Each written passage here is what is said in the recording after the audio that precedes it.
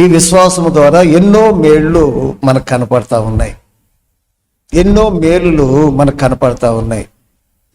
చూడండి ప్రియ దేవుని బిడ్డలారా, విశ్వాసము ద్వారా రక్షణ ఉంది, స్వస్థత ఉంది, సమాధానం ఉంది, దయాల నుంచి విడుదల ఉంది. విశ్వాసము ద్వారా పరలోకం ఉంది. ఈ విశ్వాసము ద్వారా ప్రియ దేవుని బిడ్డలారా నిబ్బరము అన్నీ కూడా విశ్వాసం ద్వారా మనకు కలుగుతాయి. ఈ విశ్వాసం ఎలా దొరుకుద్ది అని అంటే, ప్రియ దేవుని బిడ్డలారా, దేవుని యొక్క వాక్యము యేసును గూర్చి వినుట మూలంగా మనకు విశ్వాసము కలుగుద్ది. డబ్బులు ఇస్తే విశ్వాసము దొరకదు, ఎక్కడ కూడా దొరకదు. గుర్తుపెట్టుకోండి, తల్లిదండ్రులు ఇచ్చేది కాదు, అన్నదమ్ములు ఇచ్చేది కాదు, అక్కజనులు ఇచ్చేది కాదు, పిల్లలు ఇచ్చేది కాదు, పిల్లలకు తల్లిదండ్రులు ఇచ్చేది కాదు, బంధువులు స్నేహితులు ఇచ్చేది కాదు.